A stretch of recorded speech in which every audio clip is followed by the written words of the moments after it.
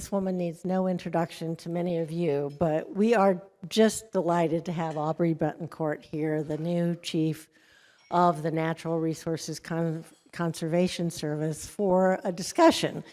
And so we're going to look forward to hearing from you through Slido, any of your questions. I'm just going to start with a few to bring her up to what we've been talking about here on navigating changes in California agriculture. And of course, now your purview is national agriculture outside of your home state of California. And I would be remiss if I didn't point out the same thing that Secretary Ross did, that you are the first female chief of the service. So yes, congratulations. So one of the things I think that is really interesting about your background, Aubrey, is that you have been in government before, and so you understand that play, but also your industry experience. And of all the other chiefs that I have known, a lot of them have come up just through being a state conservationist, or they've been playing some role in NRCS. Can you just talk to us a little bit about sort of how you think your unique industry roles in the past has helped prepare you for a new era at NRCS? Well, thank you very much, first of all, and no slight to state cons, because I've got a great one here today with Carlos Suarez. So, big shout out to Carlos and his leadership. But yeah, it's been first of all the first time being a female, it didn't register to me, and then I realized it only took us 90 years to get here. I think actually the bigger part of the journey, and that's really important in terms of the new era at NRCS and the way that we're looking at the agency at this really critical juncture, is I'm a farmer first and foremost. My first experience with NRCS was as a customer. Doing subsurface drip on alfalfa back in 2008. That was my kind of first exposure. My family had obviously been engaged with NRCS in other ways prior to that, and with USDA and that frontward-facing office in our counties. But that's I always start there. I know what it means to walk in the front of the office and to look at this paperwork and to know what the timeline means from the customer perspective. As an advocate and working in that cross-section of where natural resources really meets agriculture, my background in water has, of course, always been very informative, but that has broadened out because water touches everything else, from water quality, water quantity, habitat, and species protection, infrastructure development, both on-farm and at scale. So I think, there's very few moments you get really blessed in your life where you can arrive at a place and go, yeah, this is right. And I think everything from starting off as a farmer, working in water, time then at FSA as a state director for California, so understanding the sister agency at the Farm Production and Conservation Service mission area, and then time at Interior and working with the Water Subcabinet, having that broader understanding of water and resource management, and knowing how to kind of speak other federal agency languages, which is really important, particularly with NRCS. And then, coming back into California and working on irrigation technology, SIGMA, and other aspects in my career. So, every aspect of that I've touched NRCS in some capacity, either as a partner, as a customer, as a technical assistance provider. There's always been a relationship with the service, and so really understanding how the service actually sits in the middle of so many other things as well. So I appreciate having that reverse engineer mentality. That has also been really important for how we've built our leadership team. So coming into this role, it was vitally important that I felt that the agency was driven by that reverse engineer focus. This idea of really putting the farmer first was the idea of then hiring farmers on our staff. So I was just saying to someone here today, I would put our leadership team at NRCS up against anyone else at the department. We have a leadership team that all came from the field, that all have the experience of knowing what it means to engage with this agency as a customer or as a consultant or as a partner. And bringing that along with the geographic diversity that they bring to the agency really speaks to the direction that we're going. We are looking at every aspect of the agency, our policy, our operations, our technology, through the lens of the customer and through the lens of the staff at the front desk. And we are engineering the agency for the future from what we need from that perspective of how we interface directly for the best possible operating agency that NRCS can be for the next 90 years. So you've been there a total of like how many months now? I think 2. 2 million years. No, two months, I think, actually, officially. So the last time we were on stage together, it was in March at our summit in DC, different role there, but it just seems like time has flown since we knew that Brooke Rollins was going to be the new secretary, and then we found out about your nomination, and we are still waiting on several to be confirmed to go in there. I'll be quite honest. So Agri-Pulse has an office in the Wyant building, and so part of our staff works there, part on Capitol Hill, and of course Brad out here in Sacramento. But there are a lot of possibilities to roller skate around the agency buildings and not run into anybody. Let's just put it that way. It's a very lean staffing situation, and so when I first went to visit with the chief in her new office, I actually went to where I thought the office used to be, and I had to call out and find her in the south building. But tell us just kind of from the day that you got in there, how have you seen it change? You're starting to get more staff in, and some offices are filling up a little bit more. Sure. Yeah, look, I think any transition is always faster. I will say, having served in the 45 administration, this is going a lot faster. And I think if you look at, first of all, NRCS, we are basically fully staffed from our perspective and actually expanding, which is going to be good. And then you look at, the state executive directors at FSA are now coming on board, rural development starting to come on board. So we are starting to see that ramp up taking place. But you're right? We're all wearing multiple hats. We're all carrying a lot of water, as they say, and still trying to, stay on mission and deliver as quickly as we possibly can. There's definitely a sense of urgency, even with being lean and mean. But I think, like I said before, I think we have some really capable leadership in place that is. Has incredible industry experience, at least from a USDA perspective, that know how to carry this water and know how to drive forward and have a very clear sense of mission and direction here. So, I'm actually, we will always do more with more.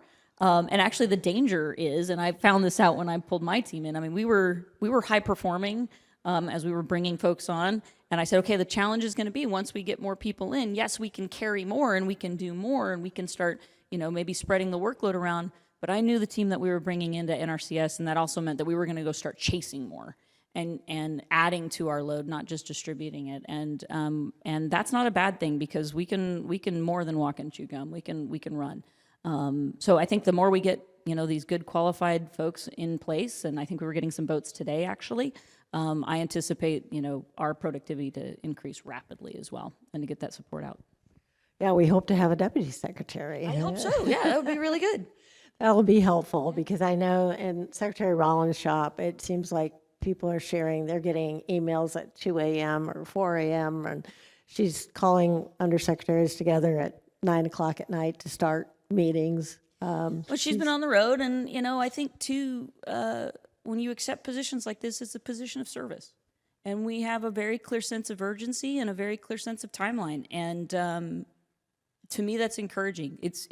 Look, I get it. It's a sacrifice for every one of us. I moved with a 18-month-old border collie and a 7-month-old baby. And we're cranking, and but it is a privilege to have a chance to serve the people that we know and the communities that we're from. And yeah, with that sense of urgency and that sense of buckling down and getting it, I think we know what we signed up for, and we're going to challenge and push forward, and we're going to carry each other through that too. I feel very supported in our role. Right. So let's talk about just current programs that you have, which is a pretty big portfolio, as you know, and it grew a lot during the last administration. But we also had Doge come in and decide that there should be some other staffing changes. We heard for the last couple of years that there were so many members of USDA staff that were hitting retirement age. We needed to backfill all those positions. Without going into any precise numbers, kind of how is that going? You said you feel like you've got good support now, but are there enough boots on the ground people in NRCS to still deliver at the current level of programs? Yeah, this is interesting. So if you actually go into, I don't know, I'm going to open a little bit up here. We actually have really good systems inside of USDA that look at our offices and look at how well we're performing and where our workloads are and their management decision-making tools. And we've had them for over a decade now. And if you look at the numbers, we actually have had, long before Doge, we have had, I think, a serious, and you've hinted at it, but we've had a serious thing to think about when it comes to staffing at NRCS. We have a retention issue.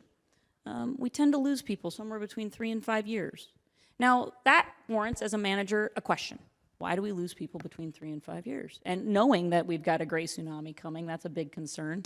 I remember that from FSA. I was wildly terrified when I was at FSA years ago over that exact prospect.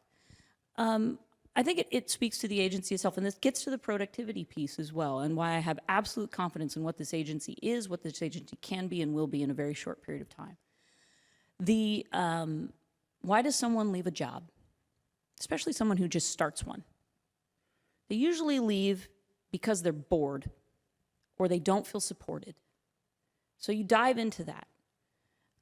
If you look at our systems at NRCS, it is amazing what we output and what we do across the landscape, considering that we at our field offices, and many of you know this, have some of the worst internet connectivity I have ever seen. I see customers clapping. I know my team here knows that. They're clapping and know that.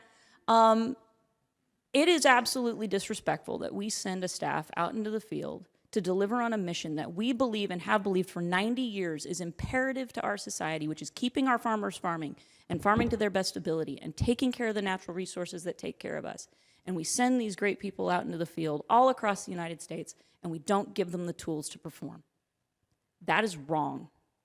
I've got farmers, and we all know we can't get our applications in, not because of any fault of their own, not because of any fault of the good people in those offices, but because, statistically, our staff will spend 50% of their office time in front of a spinning wheel of death. We all know it. Depending on what version of platform you use, it's either a really cool little beach ball or it's a bar that gives you hope. That's wrong. And so I will die on the hill of internet connectivity to our field offices. That is first and foremost. We are going to support the people that support our farmers, and that's putting farmers first, making sure that they have the resources to deliver. So without even touching policy, supporting our staff with the critical infrastructure that they need to deliver our systems will make us infinitely more productive, infinitely more supportive, and infinitely a happier workforce. And the best part about that is, I think, is we are aiming, on top of that, to modernize this agency as well. We have 5 core pieces of software, one of which only 12 people know how to code on anymore because it's that old. I'm not asking for anything exotic here, but the reality of it is this agency needs to be back in the field where it belongs, which is where it started. We need to be back in the field with our farmer saying, here's what you can do, and signing you up right there in real time and getting you moving forward through this process, as opposed to our farmer having to come in and go, I don't know, I heard there was a thing. Our aim is to put this agency out, away from the filing cabinet, back in the field with the farmer, doing real-time conservation planning, expediting and automating your application process so that we can start moving you through the process, integrated across our sister agencies. Our goal is one farmer, one file. Thank you. That commitment to just those basic pieces of infrastructure, it's not sexy, it's not fun, but it actually makes the biggest difference to you, the customer, and to our folks out in the field. Then we can get into the fun stuff, which is policy, and looking for ways that we can expedite process without losing our integrity. We are a science-based organization. We have a great team on the ground. We have a great team at headquarters that supports that. And looking for the opportunity to collapse those processes, to keep our integrity with our processes, to work with our partners and maximize those so that we have more avenues for farmers to get into our offices, and then making sure that our farmers are getting credit for the work that they're doing. And so that in the regulatory space, in the marketplace, everyone is fully aware that when a voluntary, think about this, voluntary conservation work is being done on the landscape by a farmer, it absolutely gets them credit in the regulatory space and in the marketplace. It is about putting NRCS in the place of being the preeminent conservation experts that they are, and giving us the tools and resources to better deliver quicker, faster, better for our staff and for our customer. Well, I'm really glad you brought up the productivity and the efficiency, because as someone who has watched those USDA programs go through, the computer software is just a dinosaur. But is there going to be budget to change that? I guess let me just even add this. With Doge, I thought, well, that's a win-win. You could do all sorts of things with efficiency if Doge would invest. If maybe Elon would come in and do, well, that was a while back, Elon.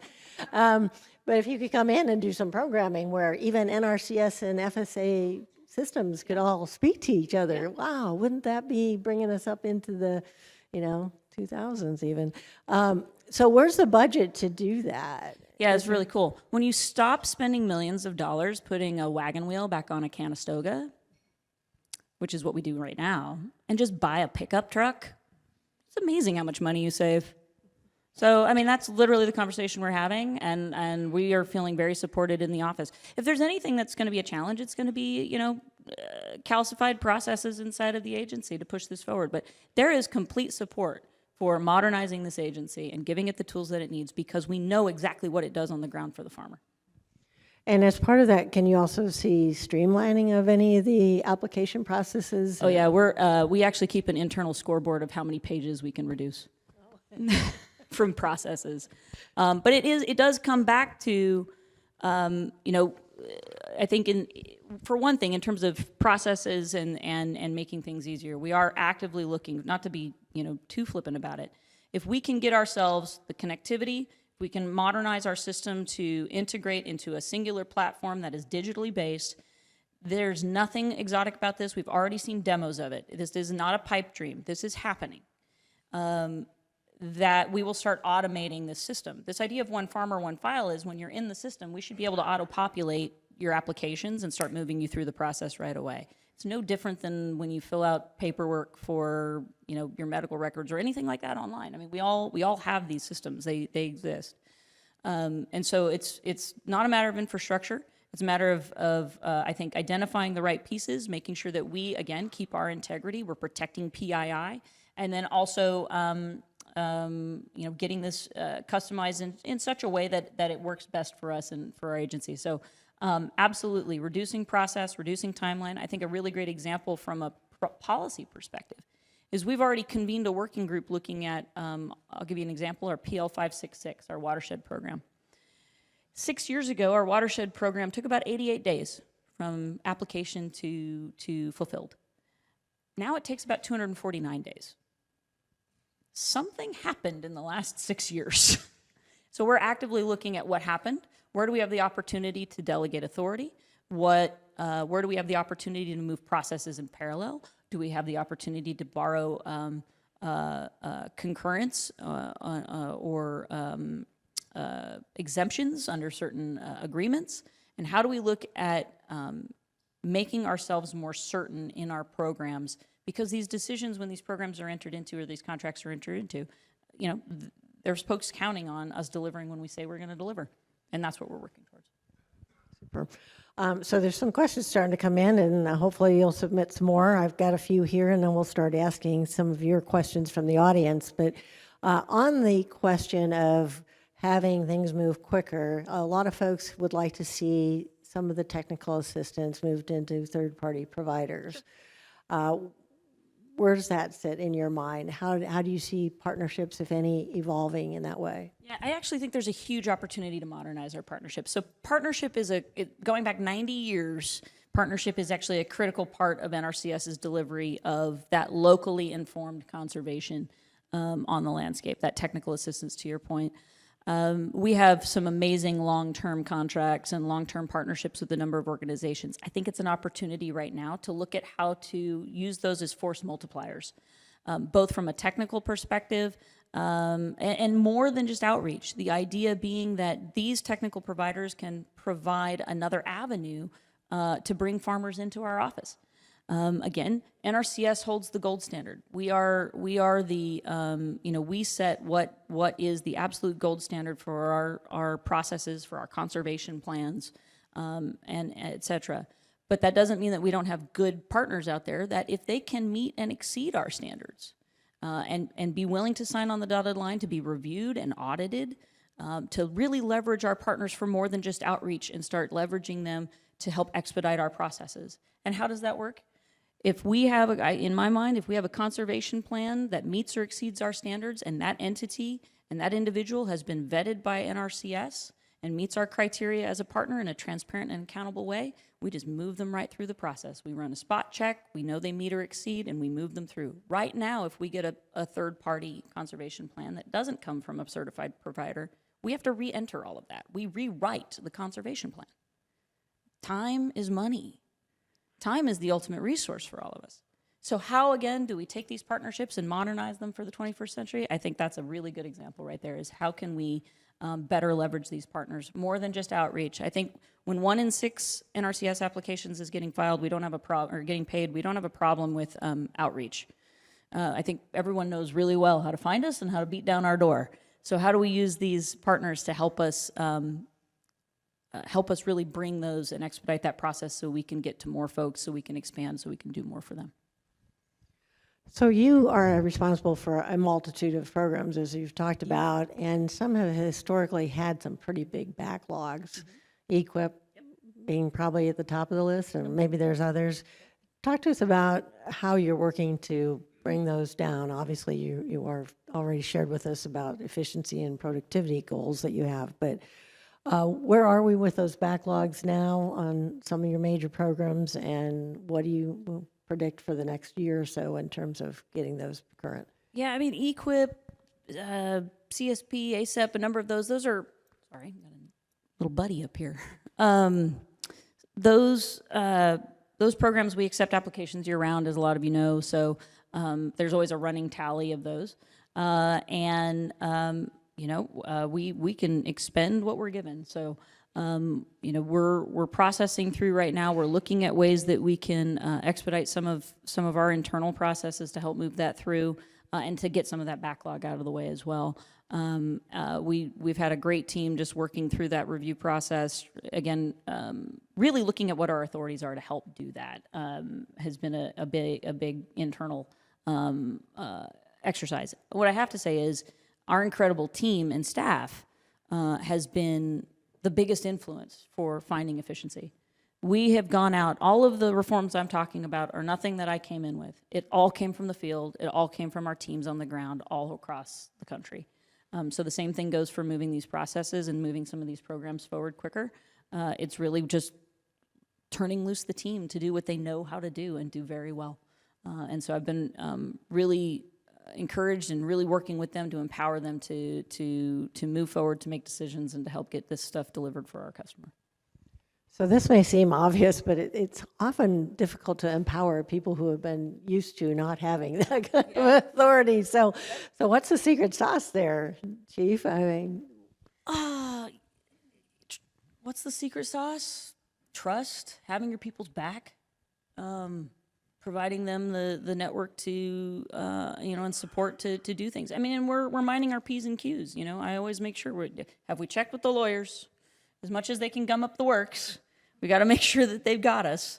I learned that from running enough nonprofits. You have to have a good lawyer and a good accountant because no one looks good in an orange jumpsuit.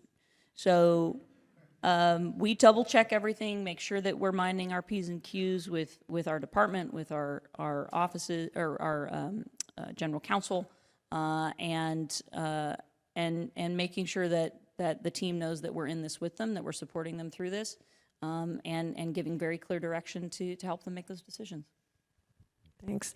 So I'll start with a couple of the questions from the audience and a comment that my very talented staff threw in here too, that we do have a Deputy Secretary of Agriculture. Stephen Vaden's been confirmed. So shout out for Mr. Vaden. But one of the questions is on the budget proposal and the upcoming farm bill, which actually budget reconciliation may be all we have for our farm bill going forward this year at least. How's the NRCS faring so far and what you're seeing coming out of the House? Or have you had a chance to look at that? Trying to keep up as much as possible while sitting here with y'all. We are, I think this agency is a can-do agency, so whatever, we're able to work with, we'll work with. I think we stand by the budget that we push forward. I wouldn't have, in fact, there were actually parts of the budget that we were really excited to see move forward as well. I think one of the things to think about besides budget reconciliation is just on the Farm Bill piece was something we were talking about earlier today. We've had a lot of challenges, and this is what's critical, I think, for NRCS right now. And what we're talking a lot internally as an agency and emphasizing to our teams and to our supporters and to our partners. We have got to measure in more than dollars and acres. So when we're out there advocating during, budget season and Farm Bill, we have got to learn to measure what we're doing in more than dollars and acres, because that speaks to the relevance of what we're doing. And this goes back to this 90-year commitment. 90 years ago, we said it was vitally important for the prosperity of our society to keep our farmers on the landscape and helping them farm to the best of their ability, utilizing conservation practices to take care of those natural resources. We say helping people help the land. We have to do that again today. But the challenge is this: when we hand over a fact sheet that says we spent X amount of dollars on X amount of acres, what'd it get us? That's the following question. What did it get us? And that is an even more important question outside of our circles. And this speaks to the Farm Bill. We haven't had a Farm Bill for 3 cycles. And the Farm Bill used to be gospel in this country. But I guarantee you, if you look at the makeup of Congress today, why don't we have a Farm Bill? The vast majority of members of Congress, like the vast majority of the population, are removed from the land. And they're removed from agriculture and production agriculture. We are 6 generations removed from the land on average in the United States. We are 2% of the population. What we do as an agency and what we do as farmers on the land, implementing these practices, has to mean more than just dollars on the landscape. So our challenge at NRCS is to convert, and our challenge to our partners is to convert what we do in more than dollars and acres. It's twofold, and this is the best part of this. When the farmer goes out and we say, look, we had a water quality concern, or we had a species concern, or we had a soil erosion concern, and this was the baseline. We can back that up. We have measurement going back forever. And then we invested in the farmer in these practices for this period of time, and we got this measurable outcome. We improved the water quality by 50%. We saw an increase in the Pacific Flyway by 30%. We saw an increase in habitat for pollinators by 70%. And now that dollar on that acre got us something that meant something to more than just the farmer. It means something to the priorities out there across the landscape, across the society. What I love about that and why we have to start talking in more than dollars and acres is, it makes it relevant to folks that aren't part of our circles, especially folks that are in charge of purse strings. But 2, it makes the farmer the hero of that story. Because you wouldn't have gotten the water quality improvement in New York City from working with upstate dairymen, or you wouldn't have gotten the improvement in pollinator habitat, or you wouldn't have got the improvement in fish species or habitat development in waterways if you hadn't invested in the farmer, implementing those practices and keeping them farming on the landscape. I think that is why it's doubly important for NRCS and for all of us as partners to be communicating that regard around our budget particularly. So you mentioned that there would be an opportunity to do more measurement in terms of some of the data that you're collecting. What's that look like? Are you trying to reimagine the input, output information from individual farms, or aggregate some of the data to make a better message out of that, or what's it? We already have it. And we've had it for a long time. To be completely honest, we know, we've measured it. We've actually done a very good job. I think it's just we communicate in an echo chamber, and converting that into the terms that mean something outside of our community is the key part to that. So we actually have a lot of this internally, and we have for a very long time. We have a number of platforms that are already online on our website. We have a few more coming out this summer that are affiliated with some of our soil health, some of our habitat work, and we're actually challenging the team to actually go back into our data and pull out. We know we started here on this resource concern in this critical watershed. What did we get when we made this investment over the last 10 years? And we have to be willing to say this was the baseline and this was what we achieved. And that, in my mind, flips the narrative. Instead of throwing money after stuff that's always broken, we start rewarding things that are successful. And what's successful is the farmer on the landscape engaging in voluntary conservation.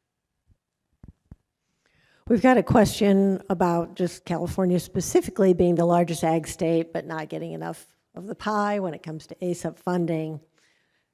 This questioner wants to know, how can we change that? Yeah.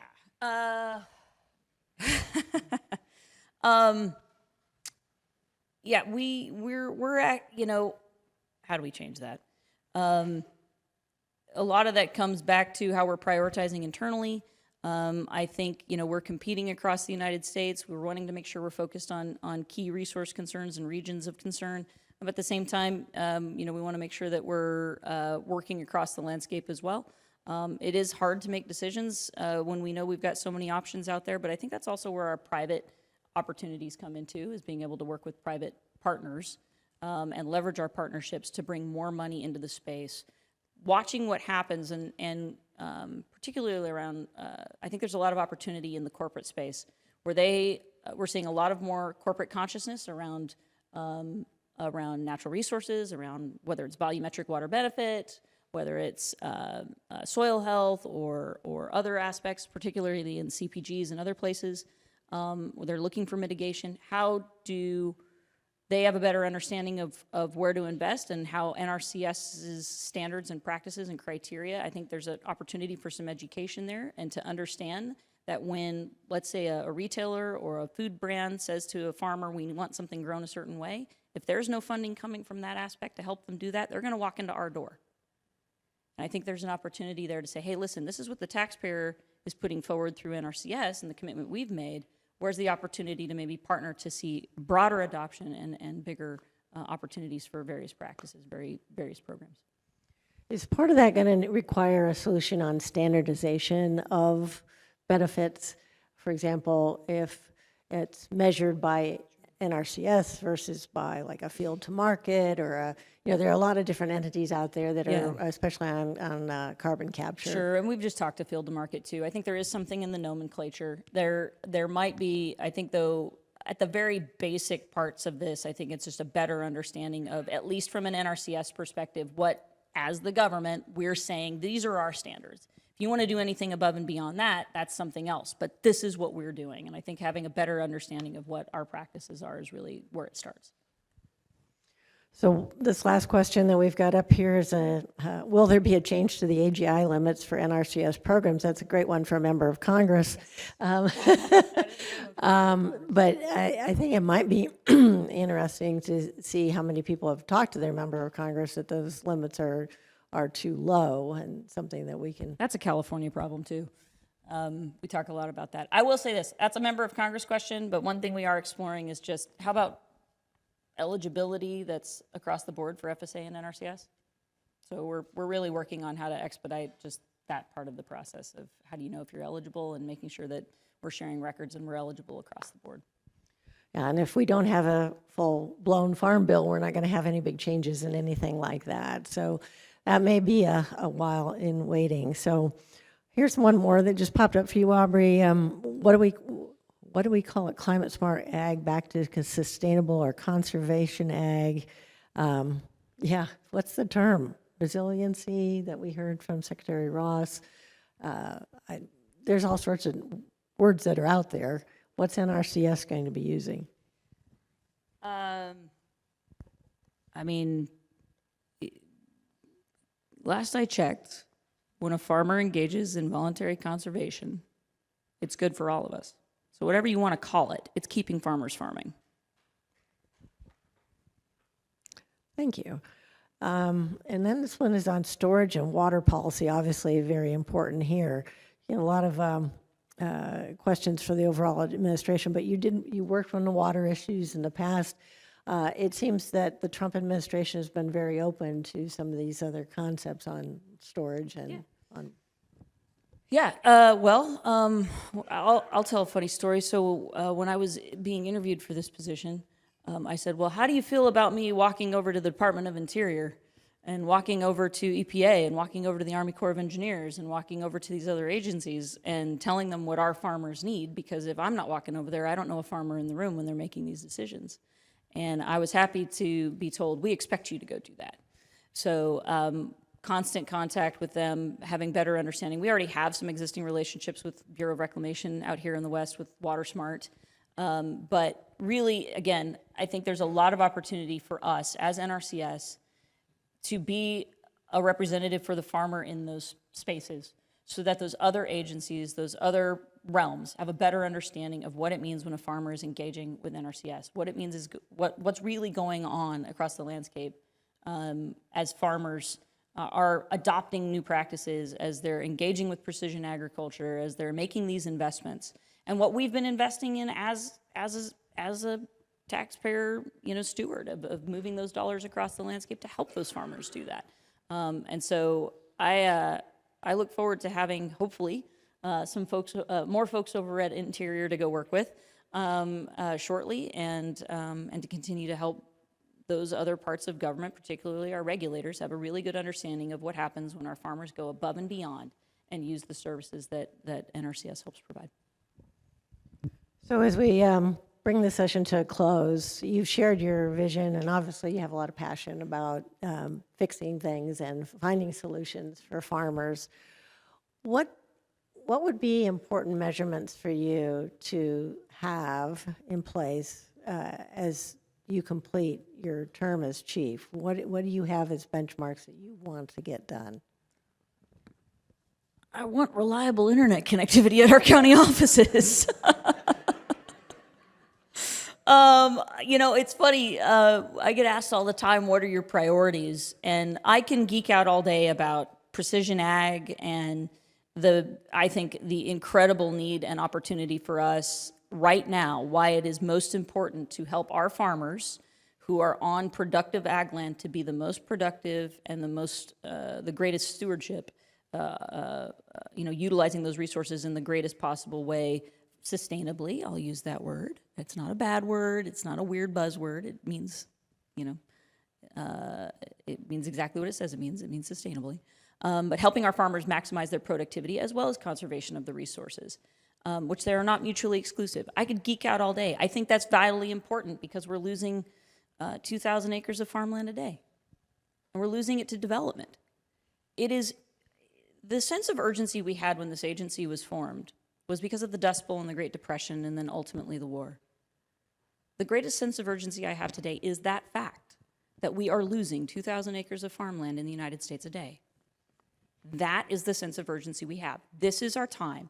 And I am so grateful to be supported by a team that has said, however big you can think, go bigger. And that's what I've been trying to communicate with our team out there on the ground, which is why the different innovations that I am so looking forward to deploying across this agency are coming from those closest to the problem because they are closest to the solution. That's our teams on the ground, that's our farmers on the customer side, and they're informing where we're going to put our resources in order to advance not only the agency in service, but also the types of resources that we need to put into our industry. I think we have a huge opportunity to help modernize just not only the agency, but also the industry. And it's imperative for us to do that, I think, as a society as well. But in terms of the legacy, part of that, I think if we can have a reliable internet access at our offices, we could get our staff back in the field where they belong, and we are delivering these resources and this technical assistance and this financial assistance